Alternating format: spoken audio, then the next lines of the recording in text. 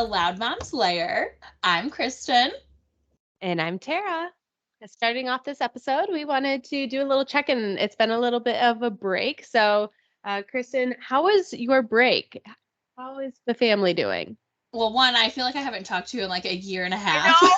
I know. It's so good to see your face. You too. Like, we have not updated each other on anything really yet. So we are excited to. Yeah, I feel like really it's been forever since we talked. It's going good. You know, our trip went good. It was a long trip. It was a lot longer of a drive. The wind was so bad. So it took, I think getting there, it took, I think almost like 36 hours to get there. It was so long. Wait, and who was all in this RV? So it was me, Austin, Braxton, Penny, and then Austin's parents. So, I mean, we had like room and stuff. We had room, but yeah, it was a long trip, but it was good. Braxton had a great time at my parents. And obviously, you know, they love to have him. So, it was good. I've been back and forth sick ever since we've been back. With either the flu again or food poisoning, one of them. I have no idea. Over there? I don't know. So the first night that I started to feel really sick, I was in the bathroom every hour. Oh, no. No joke. I had Austin sleep in Braxton's room because I was like, no, just in case, like, if something is going around, we need to kind of just separate because... seclude ourselves. Exactly. And then last night it happened again. And I even said to myself in the bathroom, I'm like, what the hell is going on here? That sucks. So I'm so sorry. I'm feeling a lot better. It really only happens, you know, at night when I'm getting ready to settle down and my stomach starts to settle. Yeah. So, stomach, you know, let's keep me up the rest of the night. Exactly. Last night I literally thought it was like a burning feeling. You ever get that? Like your stomach is burning. I know, how weird is that to say? Do you ever get a burning feeling in your stomach? Hey. And it literally felt like I had like this just giant tumor or something. I don't know. It was awful. I woke up this morning and I was like, all right, never freaking again do I want to do this. This is so terrible. Oh, no. And it's like, how much more do you have to get out? You've already gotten it all out the past like 2 freaking days. What else is there? Welcome back, everyone. Yeah. We're getting right into it. I'm so sorry you've been feeling crappy. Literally. Yeah, and it's just one thing after another because now next week we have to take Penny back to the vet. She is now not putting weight on her right leg, her back right leg. So I don't know what the hell is going on. It's you know. Penny. Well, hopefully she just maybe like hurt her paw and she'll be back to putting weight on it soon. She's got a lot of weight to put on it. No offense to Penny. I love all of her curves, but 70 pounds. She's a thick girl. Oh yeah. She is. She's very thick. But I'm thinking it's probably because she lets you pick it up and she doesn't yipe or anything or cry. Mm-hmm. So I think Drama it might queen. Just very much so. Oh, she is 100%. Everybody at work is like, you really should have her have her own Instagram. And I said, you know what? I really need to. And did you start it yet? No. Oh, as soon as she starts it, everyone, we will do a little shout out to the Penny's going to be Insta famous. Oh, I love her though. She's massive. Yes, she's a treat. And now trying to get her. So we let her sleep in our bed. I wouldn't have it any other way. I know, you know, some people are like, no, my dog is not getting in my bed. You're one of them. I'm one of them. Shocking, right? The control freak. Well, it's so funny because Austin is always like, Chrissy, you know, she can like stay on the floor for a little. I was like, you can stay on the floor for a little. I said, do not tell. You didn't even hesitate with that. Absolutely not. Everybody, oh, who knows me, they will be like, oh, that's 100% true. She is all about her dog like that. No, I do love my child too. Don't worry. She's lying. So, trying to get, and obviously she's got little short legs. She's like an inch off the ground. So just trying to get her down off the bed too is, yeah. And the poor thing, she's like trying to go so fast because she has to go to the bathroom, and we have hardwood floor now in our house. So of course she's like slipping and sliding everywhere. I mean, other than that, a couple inches off the floor. Yeah. And it's hard. Obviously it's hard already for her to get off the bed. So we kind of have to help her. But then like now you really have to try and help her. So you have to try and listen in the middle of the night. Okay, is she starting to get up if she has to go out? Right. Oh, no. And of course, I'm the one who always hears that. Austin's like, what? At least he says, well, Matt just falls asleep straight through everything. Oh, yeah, right. He's terrible. I sometimes I like have to scream like, Austin, can you hear this? Are you here? Oh my gosh. But I mean, it's been, a good couple weeks. It was nice to have a little time off, but I'm super excited to be back. And tell us about your time off. Yeah, yes, I'm very excited to be back. Like, I definitely missed the check-ins. Mm-hmm. But yep, we obviously moved. We're settled into the new house. The exact same layout behind me, so this might look familiar to other people, but it is a different house and a different room. But Chrissy was very confused on why I was in my old house, but really it's just didn't you sell that? I'm pretty sure last time you sent me a video, it was all empty in there. Oh my God. Yes. So yeah, we're settling into the new home. I'd say we're about 80% unpacked. Still getting there. A lot of just like the decor is the last part. We finally got like all of our furniture in the house and the new ones that we bought. So yeah, it's starting to feel a little bit more like home, which is great. Not so great news, obviously, like we had to put Jada down. And if anyone saw that online, like, we unfortunately made that decision. And so it was weird at first, but it's getting easier each day. And I don't know if it's because we compartmentalized it and shoved it down and because we didn't have the capability to unpack those emotions because we literally moved the next day. Right. But like, I think everyone's starting to adjust to the new normal. Of course we miss her, but I would say like throwing away her things is probably the hardest part. Oh, absolutely. Like, and only seeing one bed in the house, Oh, yeah. So it's the routine that is like a hard adjustment. But so kind of to go along with that piece, we had to figure out, how are we going to explain this to Liv, right? And how do you explain death to a 2-year-old? It's not really, I know there's so many different stories out there, but like we didn't know which one we wanted to end up on. So we like talked about our options and everything, and we knew she was going to ask about Jada because they were best friends. Oh, and absolutely. She's there one minute and then the next she's not. Yeah.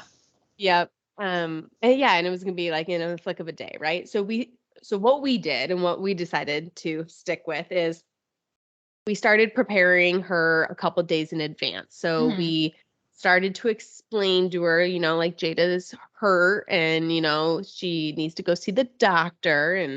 And then the way we decided is that Jada was going to go live with the doctor so the doctor could take care of her. And so we had to explain that, like, she's not going to be here when you get home from school. So like, you got to say your goodbyes and give her a hug, and she was like, oh, Jada's live with the doctor? I'm like, yeah, she's going to live with the doctor. And she's like, Jada's hurt. I'm like, yeah, she's going to, yeah. But it was nice that it felt like she was understanding at least to an extent of what was going on, like, I felt like I could explain to her a little bit, even though she's only 2.5, like, or a little older, but it felt like I was talking to a normal person and she was comprehending it, which is what we needed, and Matt was the first one to kind of introduce like, where Jada was going because they have their mornings when he drops her off at school. And then I have my moments like at pickup and whatnot. Yeah. But anyway, so we told her that, and Matt threw in at the end of that, at the farm. Oh yeah. Jade is going to the farm to live with the doctor and get take care. What Liv took out of that story was Jade is going to live on the farm with the doctor, and we get to go visit at the farm. Oh yeah. So there's a couple moments of trying to explain to her, like, no, we can't go visit. Yeah. So anyway, it was interesting, having to cover that topic at such a young age. But absolutely. All in all, like, everyone's adjusting well, and it couldn't have gone smoother for kind of the shit show that it was, you know. But she did. I know I said this, I think it was like 2 episodes ago. I said that Liv hasn't hit that why stage yet. Oh, God. We are full force in the why stage. It is every other word. She wants to know why. Why? Why? All right. She beat Braxton on that. There you go. Oh, we'll check back in 4 weeks. Rare. But yeah, and then she has a really bad issue with, interrupting while you're talking to someone. Yeah. And it felt like the Family Guy scene with Stewie, and he's like, Mom. Yeah, Liv is to the T like that. And then if you don't answer her in a certain amount of time, she just screams high pitch. Oh my God. Oh, I about died. But yeah, so that's really our update. Just, trying to figure out our routine, and we're prepping for Hawaii in a couple weeks. So jealous. Yes. That's going to be so nice.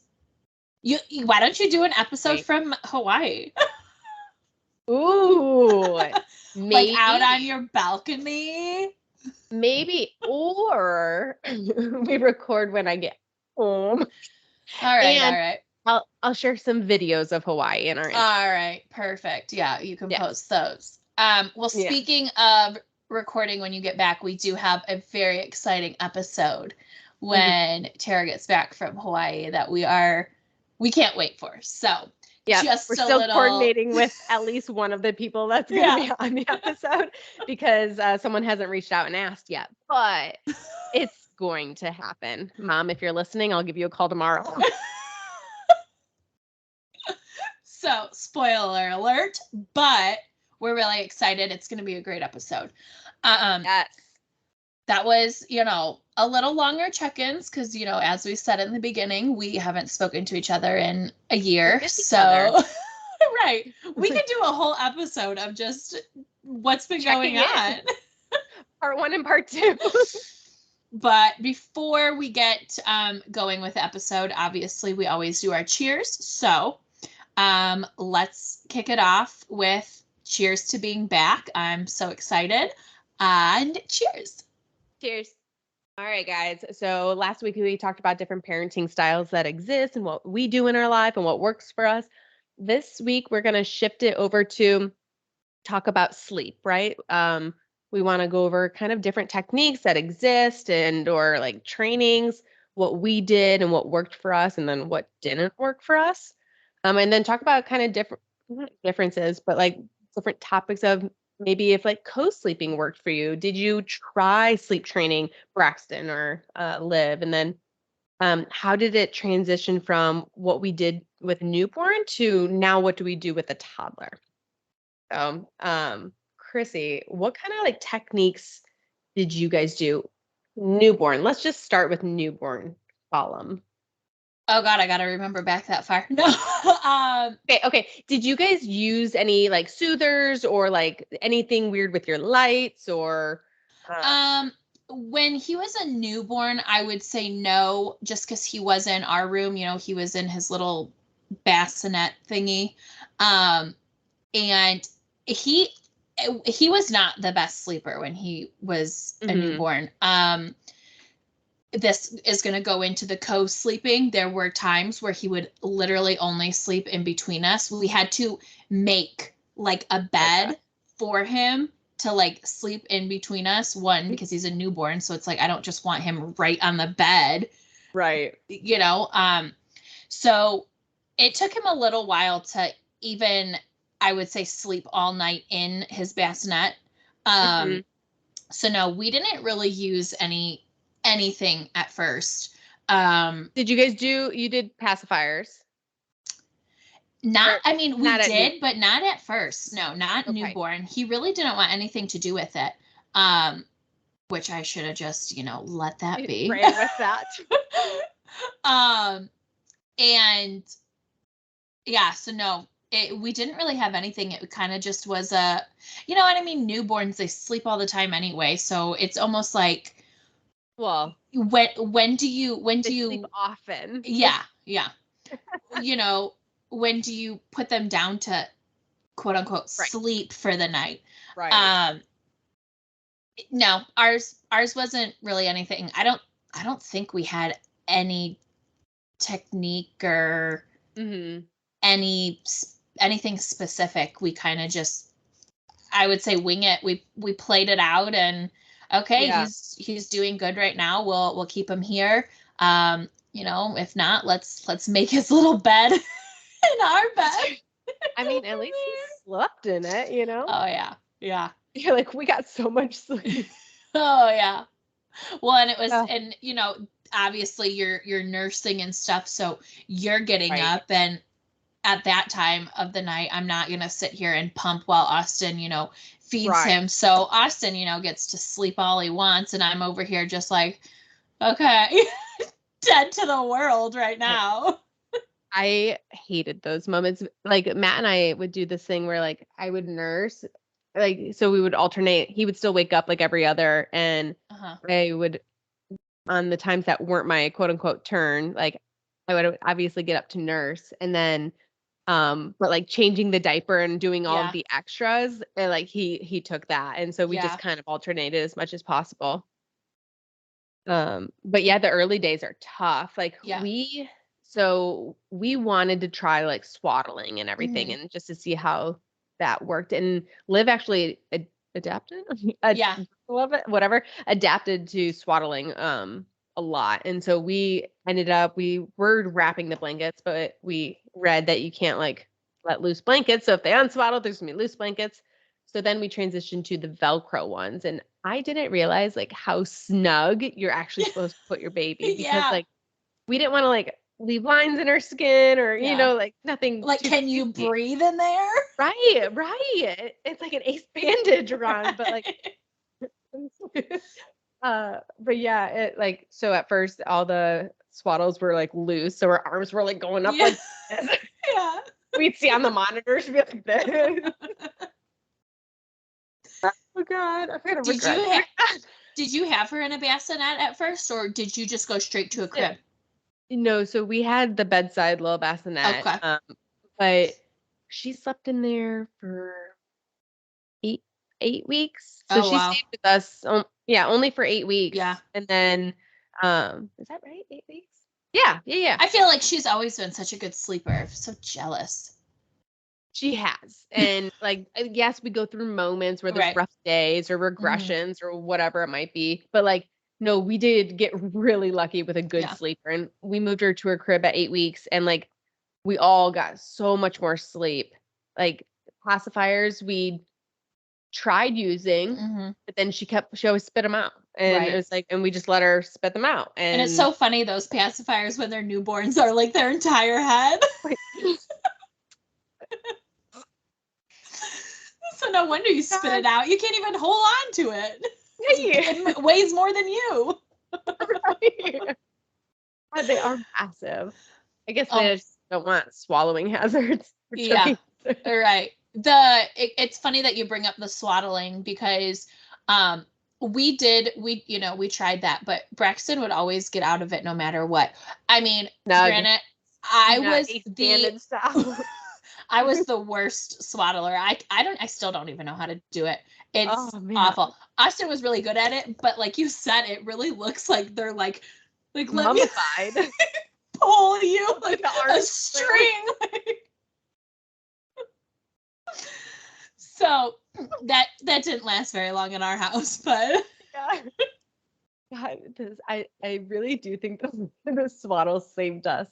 But like then, like as they get a little older, I swear no matter the age, there's always something that like you got to learn, right? Like, throughout their entire childhood, but newborn to toddler, they change so much in such a small amount of time. Like one day Swaddles worked, the next she was like, F that, like move me on to something else, you know? Yeah. It's like they're little people now. Like they are legit little people. It's insane. Like, I can't believe they're going to be 3. When the heck did that happen? I still feel like they were just born. It's absolutely insane. And I'll hear like some of the sentences that Liv's saying and like the way she just, her mannerisms. I'm like, who are you? Yeah. Yeah. Where the heck did you hear that? Yeah. Today, Braxton, I was doing something. I think he asked me to like draw on his little doodle board or whatever. So I was drawing and I said, I think I was drawing like a beach or something. And he looks at me and he's like, okay, whatever you say. And I was like, what? Stop it. I said, excuse me. Where the heck? And then it dawned on me, oh, I say that to him when he says, no, the color is this. And I'm like, that's not the color, but whatever you say, man. But just hearing that come out of his mouth. Just soaked it in like a sponge and I'm like, all right, how old are you? Let's not. 40-year-old man. Yeah. Which is sad to say because we're almost 40, but it's fine. Oh, God, let's not even talk about that. I will cry right now if we talk about how old we are. It's terrible. Let's change it to now. How one, we just discussed that she obviously is a good sleeper. I mean, I feel like I don't ever hear anything bad. Okay, now she's sassy. Yes, sleeping is there's rare moments. She's great. That are bad. I do love her for that and many other things. But anyway, so we are very routine based in this house. And we've created a monster with routine. So we have a very specific nighttime routine. And if it's bath night, like one parent cooks while the other parent bathes her because she already ate because she eats before us. And then we'll alternate. And then the routine goes, bath or not, depending on the night because we alternate. And then we do we do laps in the house to like burn energy real quick. Okay, there you and go. Then we have to read a book before bed. And if us parents are like, no, it's just time to go to bed, she's like, book. And she like pulls them off the shelves. They're falling on her toes. She's crying, whatever. And so it's read a book. After that, it's all right, you hug the parent that's not putting you down. And then the parent hands off to the other parent. Guys, I shit you not. This happens every single night. It's just, it flows, okay? Sounds crazy, but it works. God, we sound psycho. Yep. And then we pass them off to the other kid. And we do high five, Nux and ET, because that's what we've done since she was born. ET, I love it. She now does family hugs or demands family hugs. Yep. So and sweet. Yep. And then the other parent sings a specific song and she puts herself down. It's a lengthy routine. Brushing teeth is somewhere in there. Just don't want everyone to think it's gross. No, I mean, it's hard to get. It's so funny because, they now can brush their teeth, obviously, twice a day. And I'm not going to lie, does my child every day? Absolutely not. Because it's so hard. Hey, morning time, let's brush your teeth. I'll give him that. It's like, here, morning time, you're going to brush your teeth because you need to get ready for the day. You need to feel clean. And then when it's getting bedtime, hey, brush your teeth. No, but it's a whole thing. So I'm like, you know what? I don't even want to deal with you right now. We always like give her, we're like, you can watch Mulan, you can watch a movie, and then we'll brush. Yeah. That's, I was wondering if she still like put herself to bed. Because ours changed after Braxton got out of his crib. I mean, our routine is still pretty much the same. I will say we have semi-routine before bedtime. It's wonderful. It's wonderful. Ours is, yeah, it depends, if he's taking a bath or shower or whatever. But we always now have to turn on like a show to sit and relax. Okay. So it's like our relaxing time. And then either A will be like, okay, it's time to go to bed. And he'll go in there, and or some days he's like, I want to just go lay in your bed for a little bit, and he'll like knock out. And then we'll put him in his bed. Do you think it's like a safety thing or like security thing? I want to say, or just comfort. I think it's a comfort thing, and I think he gets it from me because I'm so weird when it comes to that. I have to. So before we had Braxton and even Penny, I always had to just have at least like a foot or something touching Austin, just so like I knew he was kind of there. Like contact, Yeah. Now we bring in Penny, and Penny sleeps like right on, my leg. Right. So that's my thing. But I think that's what it is for him too, because he'll like lay right in the middle, like he did when he was a newborn. And it's perfect. Like he just falls right asleep, but it doesn't, phase him at all. So now it's changed to, we have to, get back to the, we have to sit and relax, and you need to chill for a little bit. We'll turn on whatever show he's into. You want. Yeah. And then we'll put him in. Because if we put him in like how we did when he was in his crib, he would get up right away and he would leave his room. So I was going to ask, like, how has it been since he transitioned? It's good. Since we've gotten back from our vacation, he has slept in there every night. Good. Some nights it's so weird. He'll wake up in the middle of the night. Well, and now the first couple nights, he was in his bed. He would like come out in the morning and or sneak out of his room. I could hear it on the monitor. I could hear him opening his door. So I look, and he's like standing out in the hallway. He didn't realize like, I should probably go wake up my parents. He just stood there. Yeah. So now we had to talk to him. We had to say, whenever you get up, you can open our door, and let us know that you're up or, whatever. 'Cause if I looked in his camera and saw that he was gone and was not in my room, I would flip out. Panic. So now he does. It's so cute. He will get up out of his bed. Yeah, gets up out of his bed, and you just hear our door open, and it's in this like creaking stage right now. Our door, it's so annoying. So you just hear it, and he's like, "It's morning time." Moments you're never gonna want to forget. I know. It's just right there. It's so like those moments. Like, okay, this is why I am a mom. Yeah. This is what makes it all okay.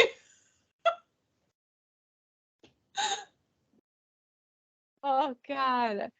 I'm nervous transitioning to the toddler bed, because especially the stairs, this girl, well, actually it might help that she's above us because we're going to hear the footsteps. Right. Yeah. And I'm such a light sleeper, so I'll probably wake up to her pinky toe touching the ground. Right.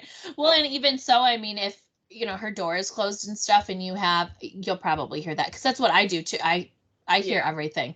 If he moves once, I'm like up and looking. Okay. Yeah. Making sure, he's there. Talking about like you guys, you hear everything. Do you guys use like a sound machine in his room at all? We do. He does have his noise machine. When he was younger, we used it was one of those, oh God, what was it? Was his a turtle? No, his was a crab. And it had like the light on top that would go on his ceiling. Yeah. And it would play music or like an ocean sound. And it would have like the ocean on the ceiling. Oh, nice. We got rid of that. Austin wants to try and get rid of the noise machine too, just because he doesn't want it to be a constant. But he does really good when he stays at, let's say, like Austin's parents or at my parents. They don't use noise machines, so it's he's fine. So he does he's have fine, Austin. Right. Just lead. Well, and I like it because it cancels out, like, let's say if Penny barks or something, he can't necessarily just hear it super loud because the noise machine is on, you know? Right. Rather, if it wasn't on, it would go right into his bedroom. I mean, our house isn't that big. Yeah. I'm pretty sure that's why we still use the sound machine, is because Wrigley is a barker and I mean, it helps. And I'm still, till this day, I have to at least have the TV or music or something on to fall asleep.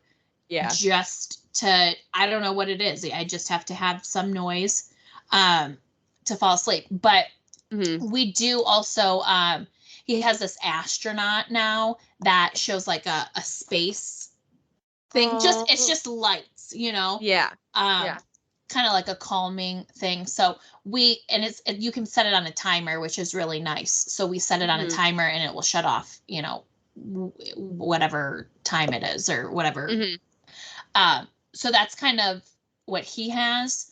And we do have a little nightlight too. I know you're going to be like, this kid's room is lit. No, like lit up. No, it's not. Liv's is, and hers like rotates. We try to turn off the rotate. Yeah, it's a thing. Yeah.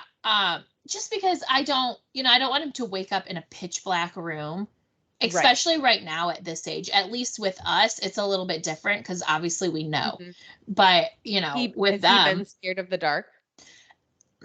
You know, yes and no. I don't know. I really don't know with him because he's such a liar half the time. He the one day he came in our room and in the middle of the night and I was like, well, what's wrong? And I said, why did you have a bad dream? We think he's been having, like, Austin, I don't know if it was around this age or a little bit older. He used to have like night terrors. So I think Braxton's starting. Yeah. I think Braxton's starting to have every now and then some of them. We went through like a month period so he stayed in our room most of the nights because it's like, all right, we need to get sleep too. You know, so at least if he's in our room, it's a little bit easier to, so the one night he came in and he, you know, was upset kind of, and I was like, well, what's wrong? Did you have a bad dream? And he's like, well, the tiger scared me. And he has this like stuffed animal tiger in his room, which it's never bothered him before. But I think because it was darker and he probably seen like the shadow of it. So I wouldn't say he's scared of the dark, but little things, you know, if he's not prepared for it. Liv's like actually voiced that she was scared of the dark, and like we were like, oh crap. Yeah. We weren't ready for this, you know? And, she used to do it at the old house, but here too. So the upstairs like bonus room, it's just all in one, and then there's like the 2-bedroom offshoot. But like the bonus room is deeper. And so like sometimes not all the lights are on, and her room's on the opposite side. So it's light by her room, but dark over there. Right. And she goes, no, like the dark. Aww. You don't like it? Like, no, I'm not like the dark. Yeah. I feel you, girl. It is scary though. I mean, you know, especially if you wake up out of just nowhere and it's pitch black. I mean, sometimes I'm still like, okay, what the fuck's going on? Yes. I am still that person at the end of a hallway. There is a demon, and that's coming to get me. Absolutely. Or a zombie person. Yep. Yeah. Make sure your feet are all the way up on your bed. It needs to be covered. I don't care if it's 120 degrees. There will be a blanket 100%. Yep. Like, I will never understand it. Me either. Have to have something over the feet. Yep. Me too. Yeah. No. Never forget it. You're not coming and touching my fucking feet, or so creepy. Touch my pinky toe and see what happens. Yeah. Oh my God. Yeah. No, so the lit up rooms and everything, Liv has like her sound machine. We still use it full go. Like it works. And when we can have a conversation with her on how like weird it will be if she continues this, like then like maybe we'll be at that point. But anyway, I think honestly, I think every age now use some like a sound machine or something. There's so many people I know. Yeah, who I have used those. to. Yeah. Yeah, I used to have like the TV on sleep or just something. I don't anymore. I actually prefer the pitch black and silence, which is weird because I've never been like that. Yeah. But yeah, so Liv has a sound machine. It does the static or the white noise.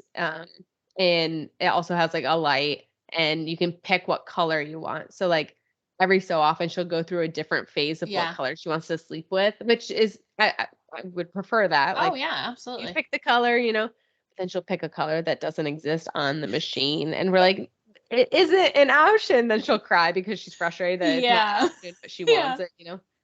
But yeah, no, the sound machine and lights, absolutely a thing. And I'm actually terrified for when she isn't in the crib anymore and she has free reign of the house. Not because like if something could be dangerous, like she'll be fine. I'm more terrified because I know she's gonna do something that freaks me out in the middle of my sleep or the middle of the night.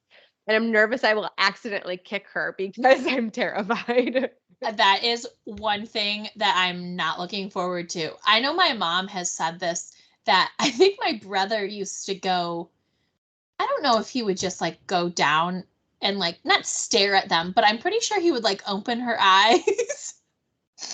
And the eye,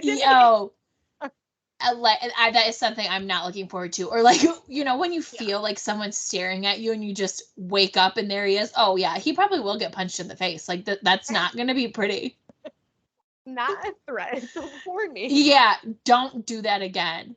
Like now I'm glad, because it's so cute how he comes and wakes us up in his room and I can hear him, getting up. But when he figures out, oh, okay, I should maybe be a little quieter. Right. No, don't be standing at my bedside.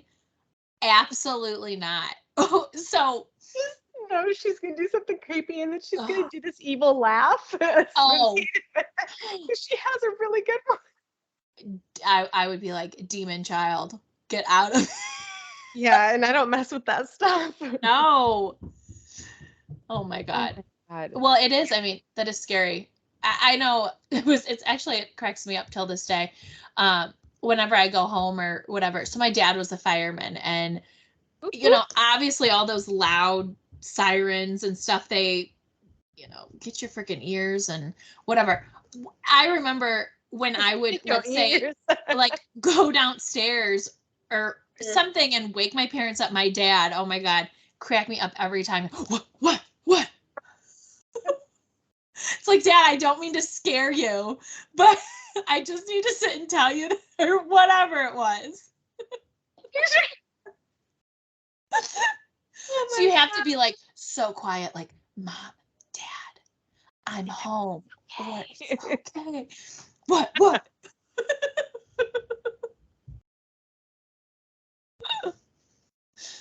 Man, the times we get to look forward to. Oh my God.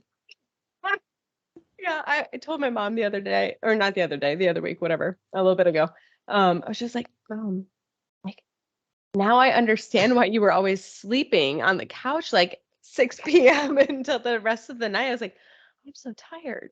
And like, you just normalize to less sleep once you have a kid, But yeah, I was like apologizing to her a few weeks ago, and I was just like, I get it now. Like, yeah. 100%. I'm sorry I made fun of you for sleeping early. Hell yeah. Some days I'm like, God, it's only 5 o'clock. I'm ready for bed.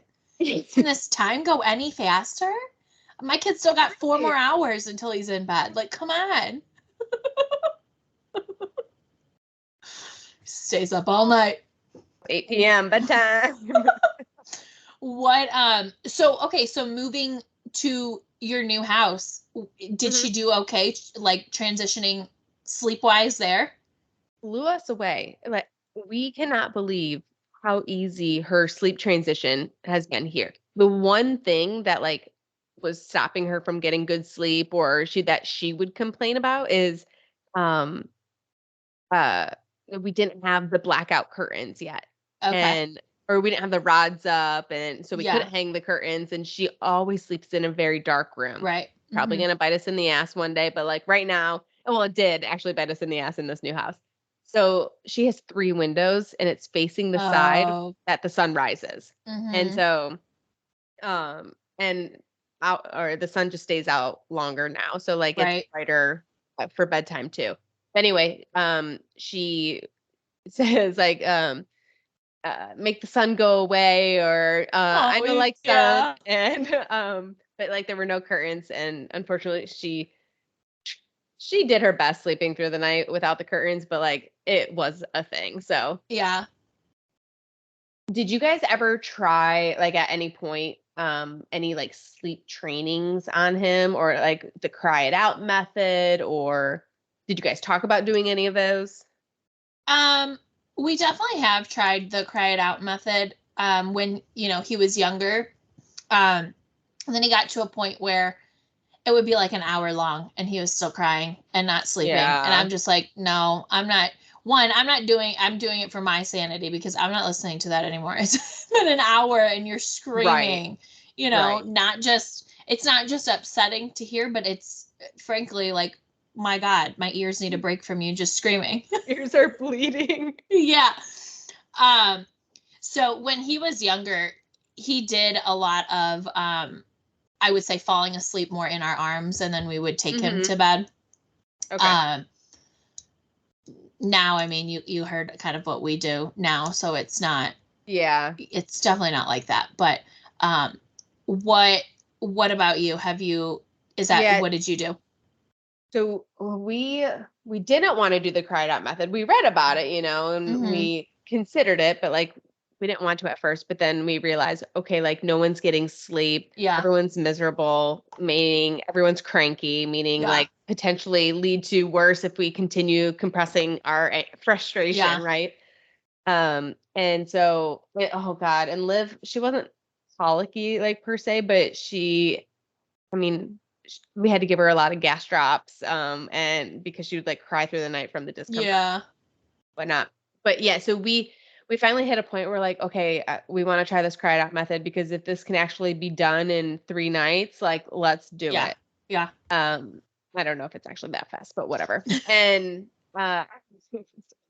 and so we did what's called the Ferber method, which is a cry it out method style, but it's a progressively increasing time away. And so like, okay, I think it was like a 2-week period. I don't know how long it was. On day 1, it was like, you cannot go into the crib or like the nursery for 5 minutes. So just let her cry for 5 minutes. And then as soon as you hit that 5-minute mark, if they're still sleeping or crying, then you go in. But then there's rules on like what you can and cannot do depending on where you are and like the timeline of the training. And so say you're on like day 3, right? Like you can go in and comfort your baby, but then it's like a 5-minute rule, like all night long. So it's every 5 minutes, and then you can go in and comfort. On like the 3rd time comforting, you can't touch her, or you can only put a hand on her, and that's it. You can, but no picking up, and then it would progressively like be more restrictive on the parent. So like we can only intervene so much, right? And the time intervals got longer and longer, but it worked really well, and it's just what we do now too. Like she doesn't really cry, and she puts herself to sleep now, right? She sings Baby Shark and then passes out, but but like if she is upset and whatnot, we'll make sure that it's easier now because they can talk and they can tell us what they need, right? Exactly. Like that has changed everything. But before they could make full sentences and you're still trying to figure out what they said, like we would still let her cry and talk to her through the monitor and just be like, you're okay, whatever. But yeah, so we did sleep training. It worked for us. I know it doesn't work for everyone. It's not everyone's cup of tea, which you're not here to judge. Right. Yeah, I mean, shit, whatever freaking works. People need freaking sleep, so figure it out. I mean, what did you ever co-sleep? I didn't think so. No. No. No, like, I mean, nursing her, I mean, obviously you somewhat co-sleeping, but we didn't do that for long. We put her back in the bassinet every time chance that we could, which, like, looking back, I wish we like cuddled more, as the baby stages, but I don't know. Yeah. There's no right answer. No. And I mean, it's tough because you sit and say, you want the cuddle and stuff. And Braxton sometimes still will sleep with us, especially if he's sick. Good God. That's like literally you have to sleep with us when you're sick. I'm sorry, because nobody will get any sleep. But sometimes it's like, okay, I'll say to Austin, I'm like, can you go put him in his bed? One, he's getting so, like, not a tall person. I'm short and I'm little to the ground. So he's getting to a point where it's not like he's heavy, but it's very awkward for me to try and put him in bed. So I'm like, Austin, you need to take him in bed. He's fine right now. He's fine. It's like, get him out of my room. Get your ass up. Some days it's like, no, he needs to sleep, because then you go to some of the nights, no, I just want to lay in your room. No. He's even said, I don't want you to. Yeah, he's even said, I'll be like, okay, well, no, you're not going to lay in our room, because sister, we call Penny sister gets very uncomfortable because you lay in her spot. So then it changes her entire night. She's our favorite kid. Wink, wink. No. No, but then Penny doesn't sleep because Braxton is in her spot. So then we're up all night anyway. So the one day, yes, it's like, do you ever get any sleep in your house? No, we don't at all. How do you function? I don't know. That's why I really should take up drinking coffee, but I just can't do it. I think it tastes like dirt. Like you're literally drinking soil from the ground. Like zero coffee. No, I can't. No espresso, latte. No. I guess I've never really gotten into like lattes or what. Oh, you're saving so much money. Frappuccinos or whatever. But no, I don't like the taste. I like the smell of coffee, but the taste, I'm literally drinking like soil from the ground. Like I'm planting a flower and that's what I'm drinking. You're breaking my heart. We have such a bad coffee addiction. It's insane. I'm borderline unhealthy. Like we drink more than a pot a morning. And this is between two people, everyone. And it's a full 12-cup pot. Oh my God. In the afternoon, it's like we have dinner and then we make coffee because we are holding on by threads. Oh my God. That is so funny. I know it's shocking because we sleep well here, but we are exhausted. Oh my God. That is so funny. No, I can't do it. So anyway, the other night he's sitting and I said, okay, so you're going to sleep in your room tonight and I'm going to sleep in my room and blah, blah, blah. And then he goes, well, I want to sleep in your room, but it's my room too. I'm like, no, it's not your room. He's starting to call me and Austin's room, his room. Yeah, his room. So that's where I'm like, okay, no, we need to cut this off. This is not your room. So then you have to sit and talk to him. But it's so nice to have your own room. You get your own privacy. You get to sleep in your own room. It's so cool. You got your tent in here. You got your cool astronaut. So yeah, apparently, I have a room with my 2.5-year-old. That's also his room now. Charge him rent. Seriously. My God. At least he does bring his own pillow and blanket when he comes in. So he fully expects you to say, yes, you can sleep in here. He is ready to go. He does. With a pillow and a blanket over his shoulder. Yeah. Some days if he's like settling down, relaxing, and he doesn't want to watch his show anymore, he'll get up with his blanket and his baby. And we're like, where are you going? He's like, I'm going to your room. Excuse you? So, listen. Who does he think he is? He thinks he's freaking 20 years old or something. So, I mean, co-sleeping, I guess, can be good and bad. good. The good in mine is I get to sleep. Mm-hmm. The bad is now my child thinks that's his bedroom. Well, good luck trying to convince him that it's not. Yeah, right. We'll see. I know some parents I've read do like the green and red light sleep style, like where once a kid's in a toddler bed, the kid, if the light is red, they need to stay in their room. Yeah. So like, no, it's not time to play. Like once it turns green, that means it's time to play. It's time to wake up, basically to try to help normalize like what are the normal hours of operation, right? Right. Oh yeah. That makes sense. I don't know. Yeah. Any advice is welcome. Yeah, never. No, I mean, other than that, he does really well. It's actually really funny now, changing the daycare he's in. I don't think he's actually napping there. And we can saying he is? No, they really don't. I mean, he says he does, but again, like I said earlier, he's a liar, so you can never believe him. But we can tell when he doesn't nap. And he's actually falling asleep a lot earlier. Do you think he's transitioning away from nap? Like, I kind of feel like he is a little bit. I was thinking that the other day, and I was talking to Austin about it.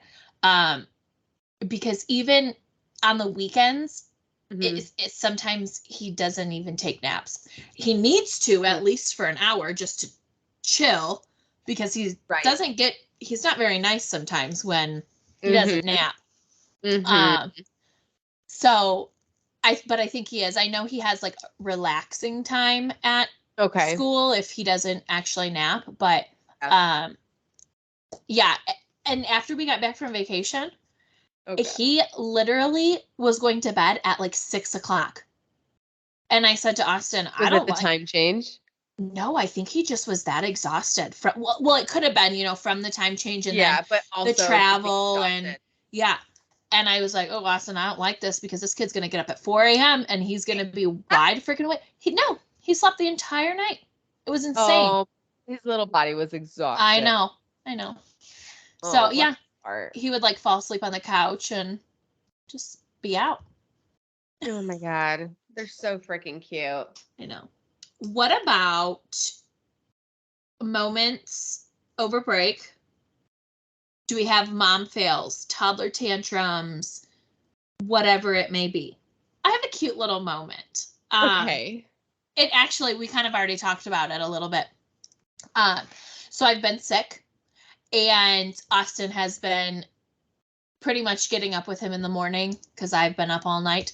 And I hear him, obviously when he gets up and stuff, I can hear him come out of, his room, and Austin will get him. And I heard him the other morning go, "Where's mom?"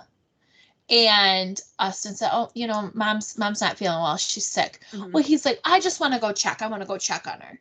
And he comes in and he goes, "Mom, are you feeling any better?" I was like, "Oh my God. Stop."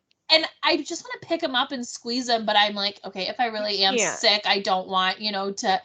Right. I'm like, "Yeah, bud, thanks so much. Okay, I just wanted to make sure I love you." Like, oh my God, why are you so cute? Adults. I know. They really are. That is adorable. You got to lock that memory in. I know. That's what I'm holding close to when he's a brat, or when he's, 18 years old. When he's 18 years old and wants nothing to do with me. Kids, don't forget about us. I know. Oh my God. Yeah, we that's really cute, and mine's not that cute, and it's quite awful. I think I'm gonna call this a toddler fail instead of a mom fail, but like some people might call it a mom fail. But so Liv has a bunch of the black elastic, like little hair ties, the little rubber bands, and it's awful, but whatever, they work.